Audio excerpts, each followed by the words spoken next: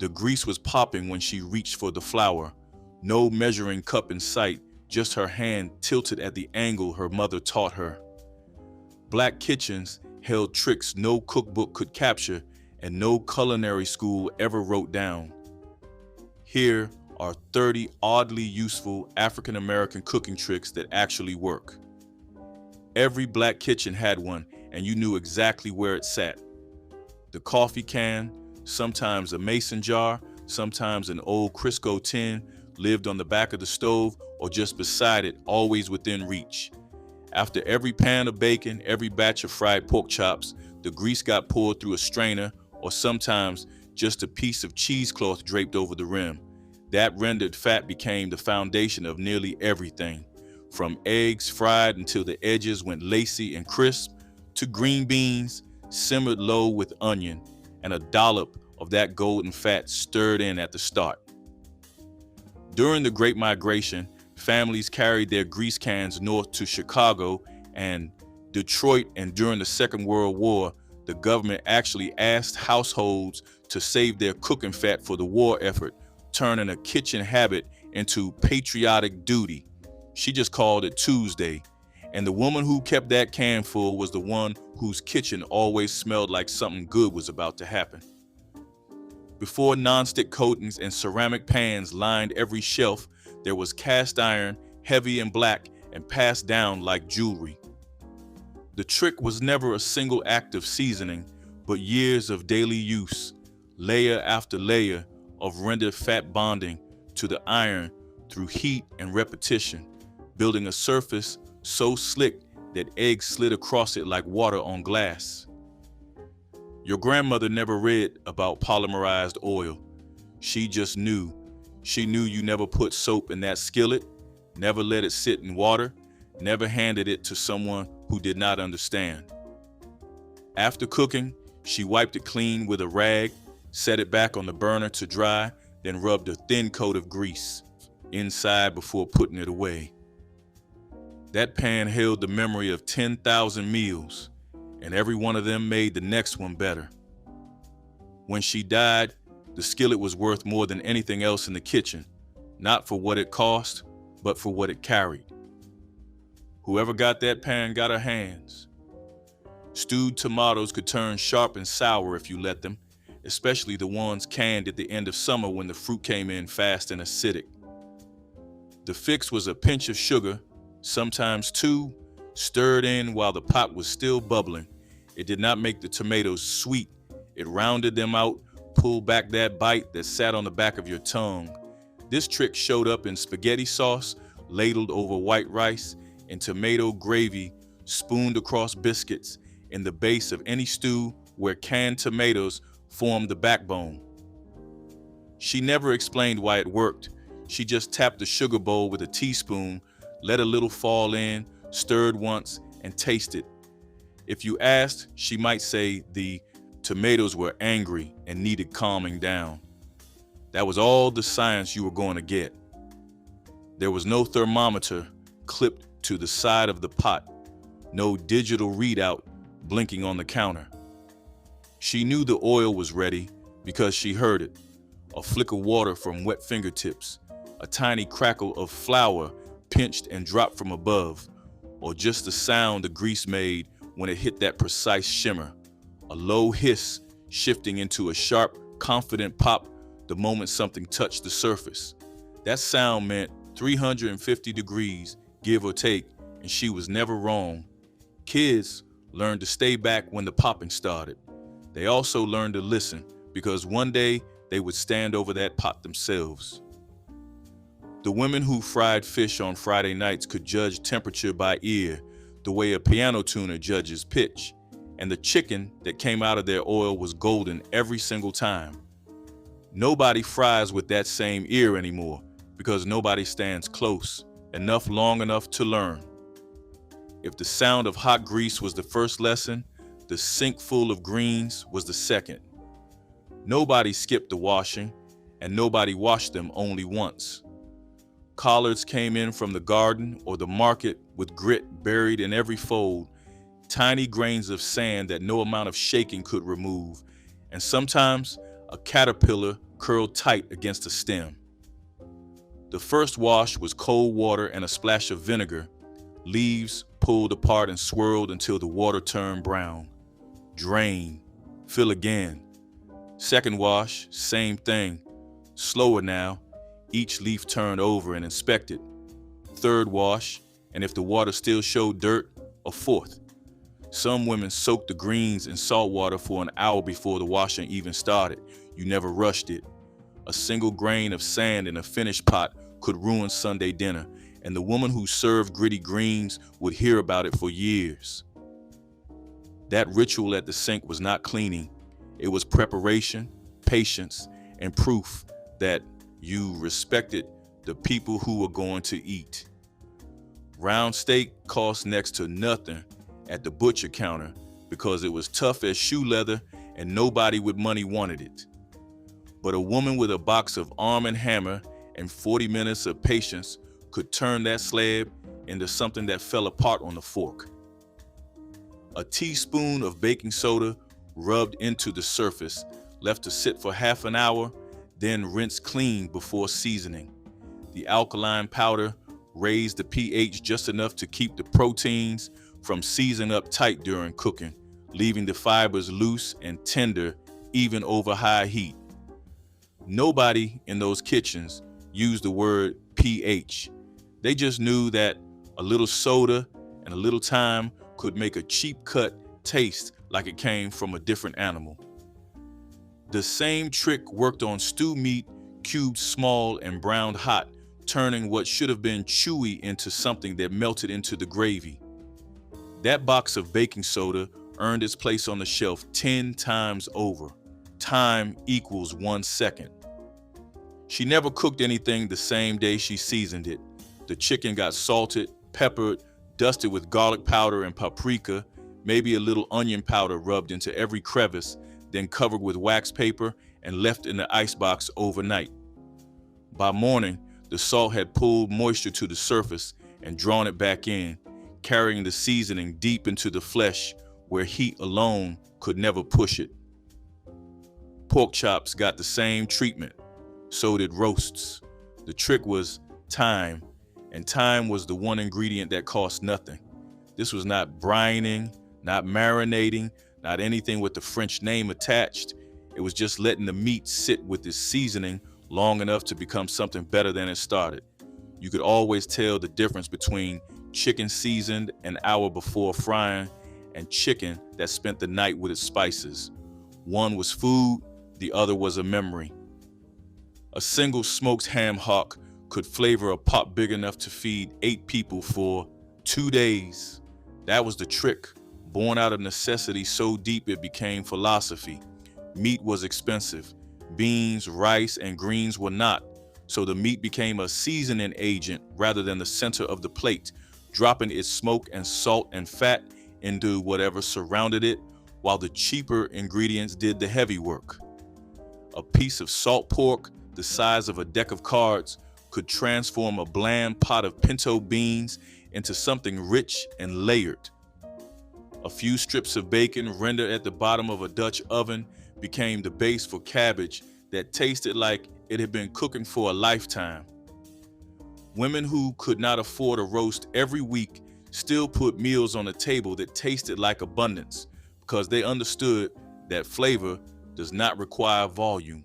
A little pork, a lot of patience, and a heavy lid could feed a household and leave everyone quiet and full.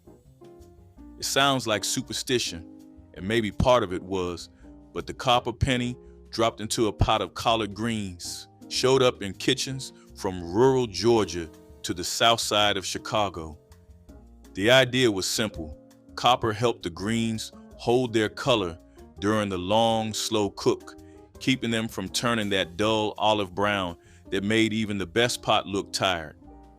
Old pennies, the ones minted before 1982 when they were still 95% copper, worked best. Some women used a clean copper nail instead. The chemistry involved copper ions interacting with chlorophyll, stabilizing the green pigment against the acid released during cooking. But that explanation came decades later from food scientists who had finally caught up to what these women already knew. The penny came out before serving, rinsed and dropped back into the junk drawer until the next pot. It was a small trick, nearly invisible, but the greens that emerged were as vivid as the day they were picked. The liquid left behind after greens simmered for hours was never poured down the drain. That broth, dark and heavy with everything the collars had released, was called Potlikker, and it was treated like medicine. When someone was sick, they got a warm cup of it with cornbread to soak. When the next meal needed a base, Potlikker replaced water in soups, gravies, and rice. It carried iron, calcium, and vitamins that had cooked out of the leaves, though nobody was reading a nutrition label. They just knew it made people stronger and food taste deeper. Churches served it at repasts after funerals, quietly in small cups alongside the main spread, because grief and hunger arrived together, and Potlikker answered both. Wasting it would have been like throwing away the best part of the meal. The women who saved every drop understood something modern kitchens have nearly abandoned. Nothing good gets discarded. Long before that Potlikker reached the table, there were the beans themselves, and the women who cooked them knew that dried beans required an overnight conversation with water before they would cooperate. A pound of pintos or navy beans went into a large bowl covered with cold water by 3 inches because they would swell as they drank. Into that water went a pinch of baking soda, just enough to soften the skins and break down the oligosaccharides, the complex sugars responsible for the discomfort nobody wanted to discuss at dinner. By morning, the beans had doubled in size, the water had turned cloudy, and the soaking liquid got poured off and replaced with fresh water for cooking. That overnight soak cut the cooking time nearly in half and produced beans that were creamy through instead of chalky in the center. Women who skipped this step ended up with hard beans and regret, and the older ones would shake their heads slowly because they had warned you. The brown paper grocery bag had a second life in every kitchen that fried chicken regularly. Flour went in first, then salt, pepper, paprika, garlic powder, and whatever else she reached for without looking. The chicken pieces, still damp from their buttermilk soak, got dropped in 2 or 3 at a time, and then the top of the bag got folded over and shaken hard, the flour coating every surface evenly in a way no plate and fork method could match. Kids fought over who got to do the shaking because it felt like a game, the rattling and thumping and the flour dust that puffed out the seams. When the pieces came out coated white and ready for oil, everyone looked uniform and perfect. This was not a Southern invention alone. Black families carried the trick from Alabama kitchens to apartment stoves in Harlem and the west side of Chicago, the paper bag traveling as easily as the recipe itself. The bag went into the trash still dusted with seasoned flour, and the whole kitchen smelled like Saturday morning. Adding a splash of vinegar to pie crust dough was the kind of trick that never made it into any cookbook your family owned, because the women who made the best pies never consulted one. A tablespoon of apple cider vinegar stirred into the ice water before it hit the flour kept the gluten from developing too far, producing a crust so flaky it shattered at the touch of a fork. The acid worked against the proteins that wanted to bind together and turn the dough tough, and the result was a pastry that held its shape in the oven but came apart on the tongue like it was barely holding itself together. Sweet potato pie, buttermilk pie, vinegar pie itself, they all started with this same quiet trick. She mixed the dough fast, handled it as little as possible, and never rolled it more than once. The secret was not in the filling, it was in what nobody saw, the invisible chemistry happening inside the crust before the pie ever reached the oven. Evaporated milk sat in every pantry, stacked 2 or 3 cans deep, because it did not spoil and it cost less than cream. When the recipe called for something richer than regular milk, but the budget did not stretch to heavy cream, that small can with the condensed sweetness inside answered the call. It went into sweet potato pie filling, into cake batter, into custard, into the base of homemade ice cream, churned by hand on the porch. The milk had already been heated to remove 60% of its water, which concentrated the sugars and proteins, giving it a natural caramel undertone that fresh milk could never match. Carnation was the brand most kitchens kept, and the can opener that punched 2 triangular holes in the top left marks as familiar as a fingerprint. In the 1940s and 50s, when refrigeration was unreliable in rural Black homes across the South, evaporated milk was not a substitute, it was the standard, and the cakes that came from those kitchens tasted richer than anything made with cream. If evaporated milk kept the pantry ready for baking, there was a smaller wall being fought inside the cabinet every week, and the weapon was a slice of white bread.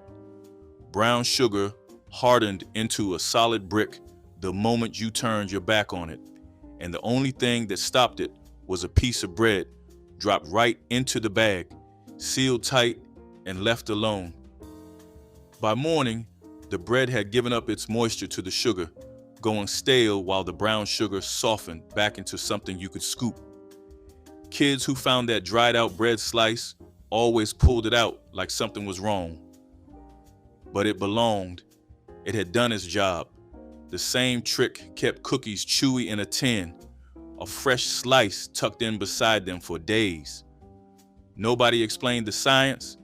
They just said, put the bread in and close the lid. The grease was spitting and someone was about to get burned, and then she reached for the salt. A generous shake of table salt scattered across the bottom of the skillet before the meat went in, and the popping slowed to almost nothing. The salt absorbed the moisture that caused the oil to erupt, pulling the water out of the surface of the pan and keeping the fat calm enough to do its work without launching tiny missiles across the kitchen. This trick predated splatter screens and was cheaper than any gadget.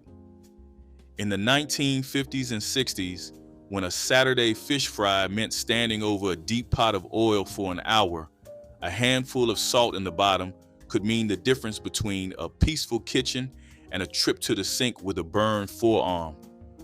Nobody wrote it down because everybody already knew. You salted the pan first, you dried your meat with a towel, and you kept your face back when the first piece went in. Leftover coffee from the morning pot had no business going down the drain, not when there was chocolate cake to bake. A quarter cup of strong black coffee stirred into the batter did something no amount of extra cocoa could achieve alone. It deepened the chocolate flavor without adding any taste of coffee, because the compounds in brewed coffee amplify the perception of chocolate on the tongue, making dark cocoa taste darker and rich batter taste richer. This trick lived in church kitchens where the coffee pot was always half full and the women baking for Sunday fellowship knew what to do with the rest. German chocolate cake, devil's food, simple sheet cake covered in fudge frosting, they all benefited from that leftover morning brew. You noticed the trick only when someone made the same recipe without it and the cake came out flat, perfectly fine, but missing something you could not name. She put the chicken in buttermilk the night before and covered the bowl with a plate, and by morning, the whole house knew what was coming. The lactic acid in the buttermilk had spent those hours breaking down the tough protein fibers on the surface of each piece, tenderizing the meat while the tangy liquid carried salt and seasoning deeper than any dry rub could reach.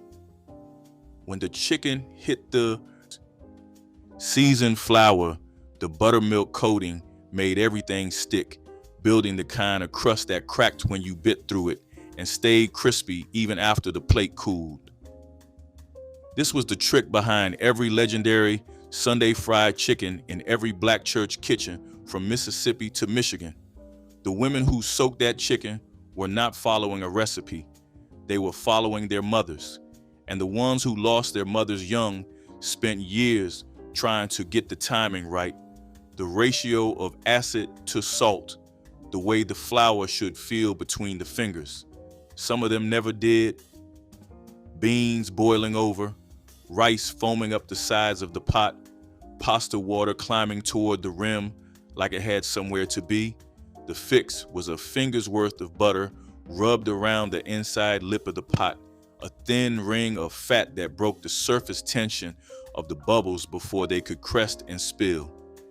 Some women used a wooden spoon laid across the top, which worked by popping the largest bubbles on contact, but the butter trick was older and more reliable.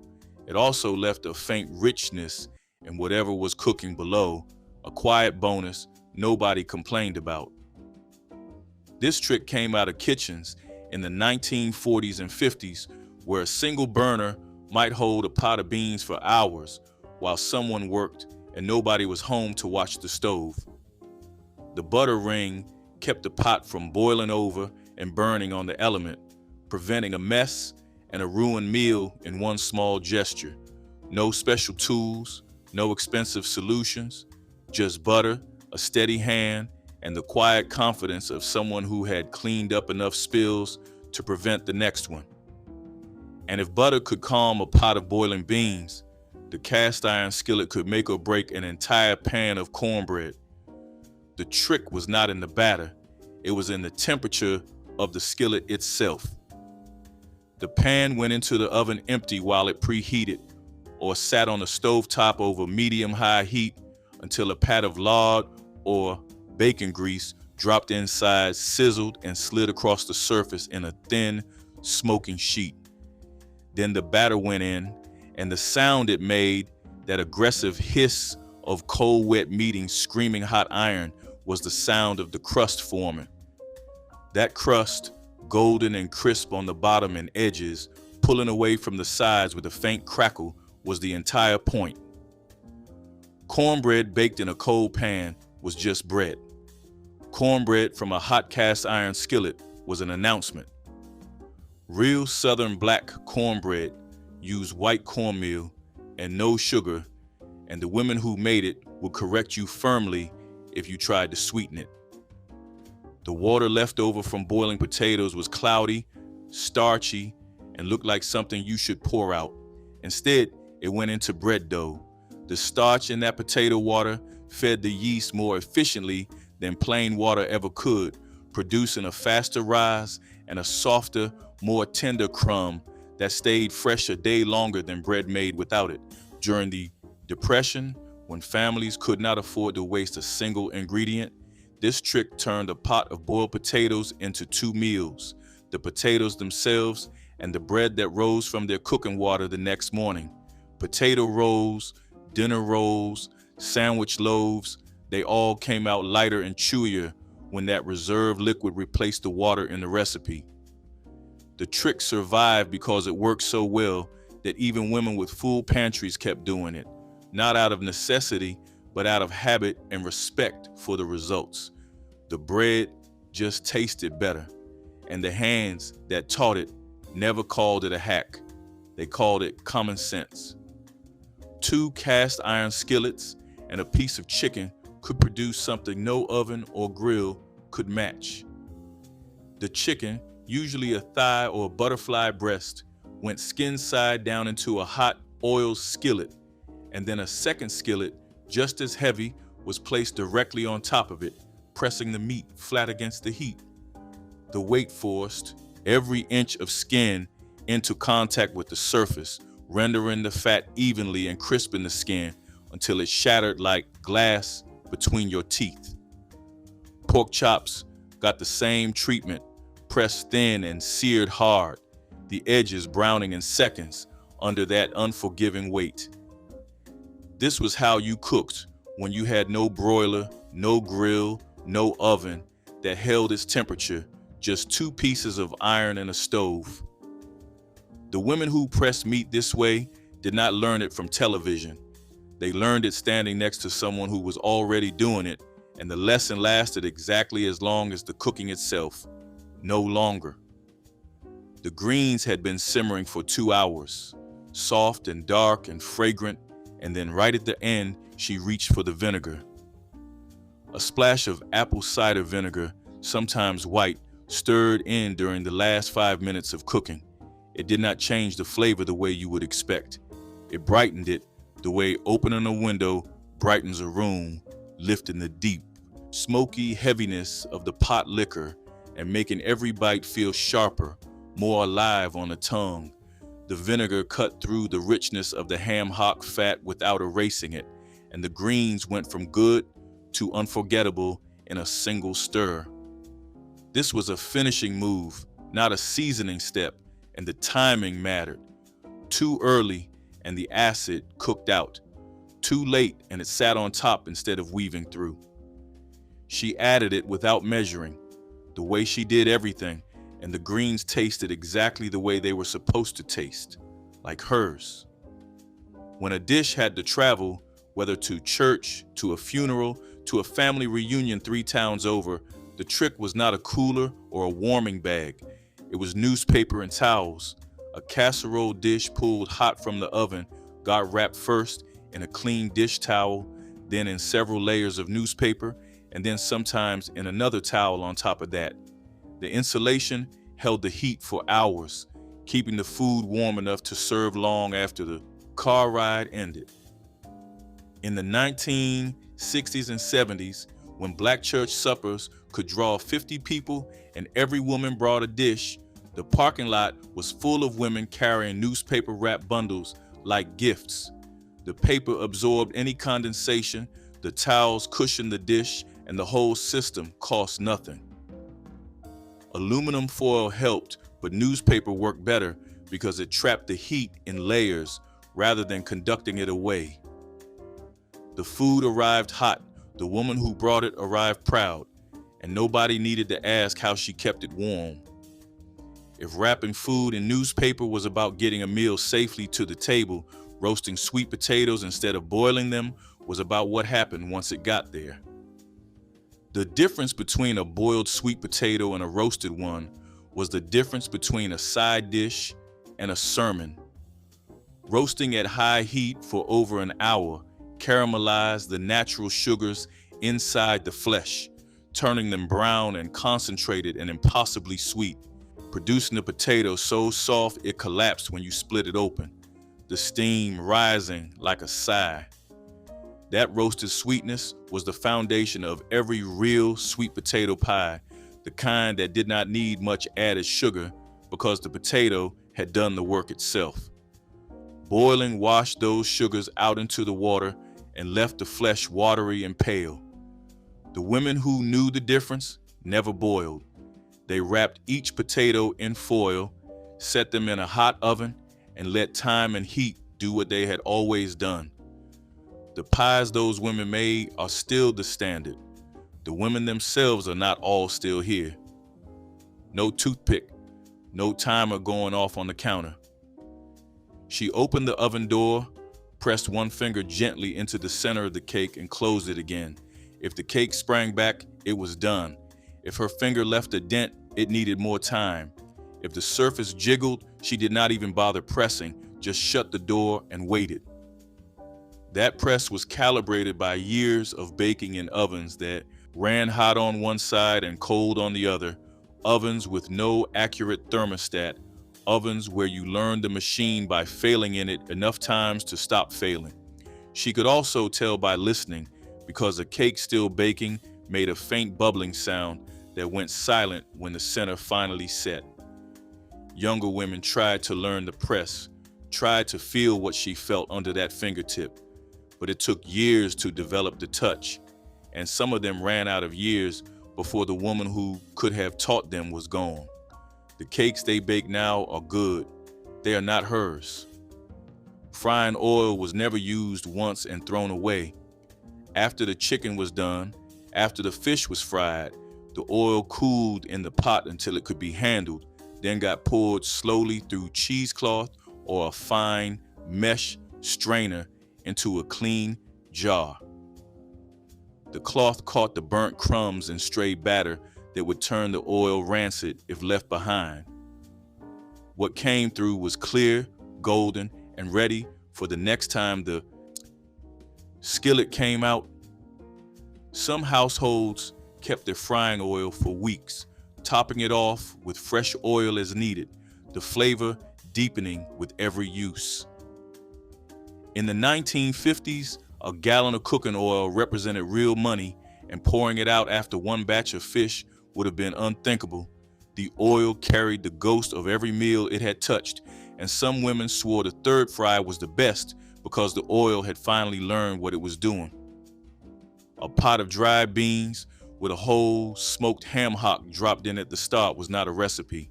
It was a relationship. The hock sat in the water as it came to a boil, its smoked skin softening, its fat rendering slowly into the liquid, its collagen breaking down over hours into a broth so thick and silky it coated the back of a spoon. The beans absorbed all of it, every thread of smoke, every ribbon of salt, every trace of the pig that had given that one small joint. By the time the pot was done, the meat had fallen off the bone and disappeared into the beans, and the broth had turned into something that made you close your eyes when you tasted it. She served it over rice with cornbread on the side and hot sauce on the table, and nobody spoke until the first bowl was finished. The woman who taught her made it the same way, and the woman who taught that woman made it the same way before that. The recipe did not change because it did not need to. You put the rice in the pot, you added water until it covered the rice by exactly one knuckle of your index finger, and you put the lid on. That was the measurement, not a cup, not a ratio written on the side of the bag, not a line printed inside a rice cooker. Your hand placed flat on the surface of the rice, water rising to the first joint of your finger. It worked for 1 cup of rice, and it worked for 4 because the proportion scaled with the depth of the grain in the pot. West African and Caribbean cooks had used this method for generations, and it traveled to the American South through the same hands that built the rice plantations of the Low Country. The trick was not the measurement. The trick was trust, believing that your hand knew what it was doing because her hand had known what it was doing, and hers before that. The last time you made rice with her standing beside you, you did not know it was the last time. You just put your hand in the pot and got it right. She never measured anything, not once. The flour came out of the canister in handfuls, the salt in pinches, the buttermilk poured until the color of the batter looked right to her and not a drop more. She seasoned by tasting, adjusted by instinct, and knew a dish was finished by a sense that had no name but worked every single time. You stood next to her and watched, trying to memorize the angle of the wrist, the speed of the stir, the moment she pulled the pan from the heat, but what you were really watching could not be written down. It was timing built from 50 years of standing in that same spot. It was knowledge that lived in the hands and not in the head. When she cooked, the kitchen made sense. When she stopped cooking, something in the house went quiet that never came back. You have her recipes now, copied onto index cards in someone else's handwriting. You follow them exactly. It is close. It is never the same. Cooking with smoked meat for seasoning was criticized as adding unnecessary fat to healthy vegetables. Yet African American cooks understood something deeper about nutrition. Scientists now recognize that smoke contains compounds with antimicrobial properties while adding complex flavors impossible to replicate artificially. Research confirms that small amounts of smoked pork provide essential amino acids that transform plant-based meals into complete proteins. Ham hocks, bacon ends, and smoked turkey necks added collagen that promoted gut health. Grandmothers knew exactly how much meat was needed to season an entire pot of beans or greens, stretching precious protein while maximizing flavor. What dietitians once condemned, nutrition science, now acknowledges as intuitive understanding of how flavor and nutrition work together. Wild persimmon bread carried the sweetness of the land itself, made from fruit gathered by hand in the fall. Families waited until the persimmons were soft and ripe, their astringency gone, then mashed the pulp into batter with flour, eggs, and spices. The bread baked into loaves that were dense, fragrant, and naturally sweet. Foraging for persimmons was a seasonal ritual, with children climbing trees and filling baskets under the autumn sun. The fruit was free, abundant, and full of vitamins, making it a precious resource when money for sugar or store-bought sweets was scarce. Wild persimmon bread tasted like the season, a warm reminder that even hard times could offer comfort. It often appeared on holiday tables, stretching humble ingredients into a dish that felt special. Today, it is nearly forgotten, overshadowed by modern quick breads like banana bread. Yet the memory of wild persimmon bread connects us to resourcefulness, tradition, and the joy of turning foraged fruit into nourishment. Each slice told the story of making the most of what nature gave. Cooking with cast iron skillets was standard practice in African American kitchens long before scientists discovered the pans actually fortified food with dietary iron. Research confirms that acidic foods like tomatoes and greens cooked in cast iron absorb significant amounts of the mineral, helping prevent anemia in communities with limited access to red meat. Those heavy black pans passed down through generations were doing double duty as cookware and nutritional supplements. Grandmothers seasoned their skillets with lard, building layers of natural non-stick coating that modern chemists struggle to replicate safely. What seemed like stubborn attachment to old equipment was actually health intervention disguised as tradition. Scientists now recommend cast iron cooking for the same benefits Black cooks enjoyed for centuries. Chitterling fritters were another way African American kitchens stretched every part of the hog, ensuring nothing went to waste. Chitlins, or pig intestines, were cleaned, boiled, and then chopped finely before being mixed with flour, eggs, and seasonings. The mixture was formed into patties and fried in hot fat until golden. The result was crispy on the outside, tender inside, and packed with flavor. Families prized fritters because they could feed many mouths with very little meat, transforming scraps into something satisfying. For children, the fritters felt like a snack, even if they came from humble origins. The smell of frying chitlins was strong, but the taste was treasured by those who grew up with it. Chitterling fritters were not just food, but part of a tradition that honored the skill of turning the least into the most. Today, they are rarely made, their labor-intensive preparation out of step with fast meals. Yet they remain a reminder of resilience and ingenuity, showing how survival could be fried into something unforgettable. Double frying for extra crispiness was considered wasteful by those who did not understand the science happening in that hot oil. African American cooks knew that frying chicken twice produced a crust that stayed crispy for hours, perfect for church picnics where food sat on tables through long afternoons. Scientists now confirm that the first fry cooks the interior and sets the coating, while the second fry at higher temperature creates a shatteringly crisp exterior with less oil absorption. The technique drives out moisture that would otherwise make coatings soggy. Grandmothers learned through trial what food engineers now study in laboratories. That extra step transformed ordinary fried chicken into legendary fried chicken. What seemed like unnecessary effort was precise technique that single frying simply cannot match. Boiled peanut soup was a clever way to turn a cheap, plentiful snack into a rich and sustaining meal. Families started with boiled peanuts, soft and savory, then blended them with broth, onions, and sometimes milk to create a creamy soup. It was high in protein and carried a nutty depth that filled bellies when meat was scarce. African American kitchens especially valued peanuts, which had been part of food traditions since arriving from Africa. Children who were used to eating boiled peanuts from paper bags found it surprising to see them turned into soup, but the taste was comforting.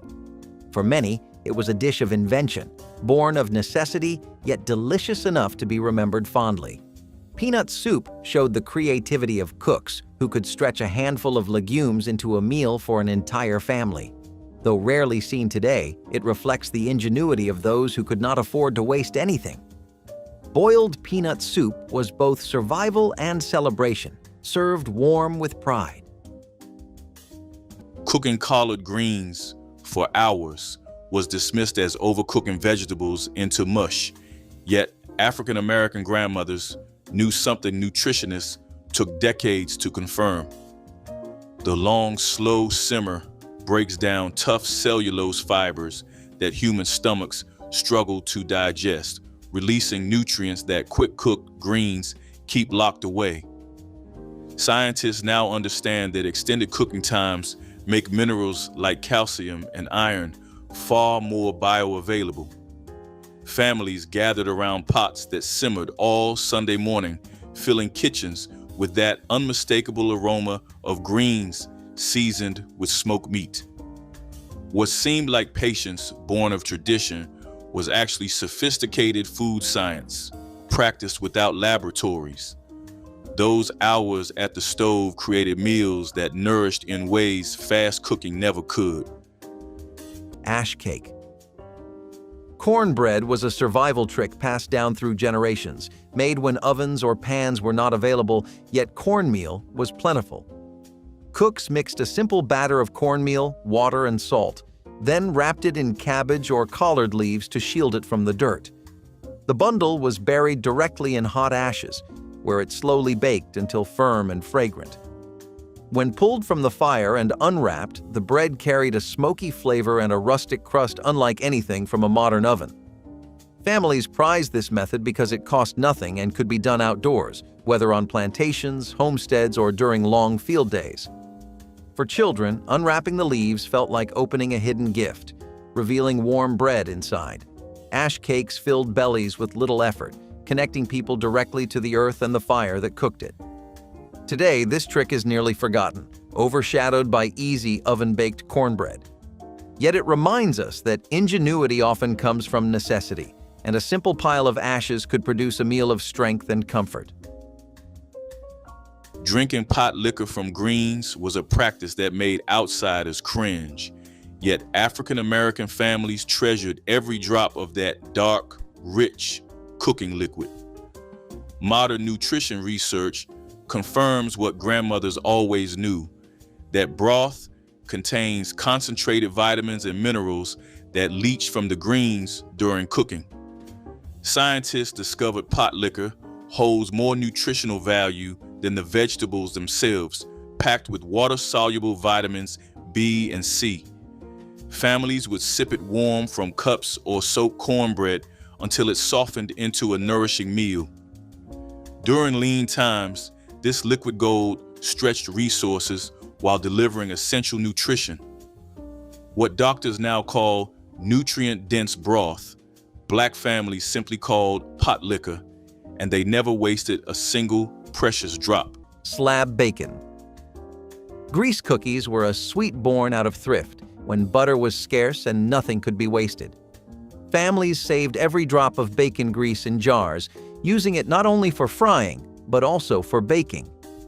When mixed into cookie dough with sugar, flour, and spices, the grease gave the cookies a unique smoky richness. They were soft, slightly salty, and filled with the taste of survival, proof that ingenuity could transform scraps into something special. Children often ate them warm from the oven, unaware they were built on frugality rather than luxury.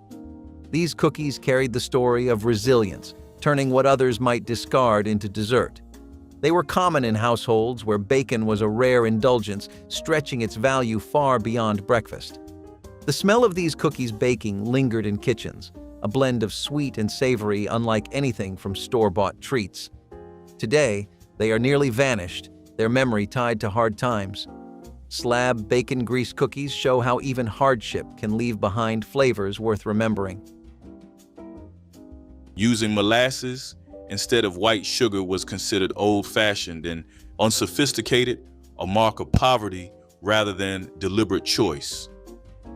Scientists now recognize that blackstrap molasses contains significant iron, calcium, magnesium, and potassium that refine white sugar strips away during processing. Research confirms that molasses provides antioxidants supporting bone health, blood sugar regulation, and cardiovascular function. African American cooks stirred it into coffee, drizzled it over biscuits, and baked it into gingerbread that satisfied sweet cravings while delivering actual nutrition. Grandmothers kept sticky jars in pantries, using molasses when money was tight, unknowingly choosing the healthier option. What was dismissed as poverty cooking turns out to be nutritional wisdom modern health advocates now recommend. Those kitchens are going quiet one by one. If this brought something back, share it before the memory cools.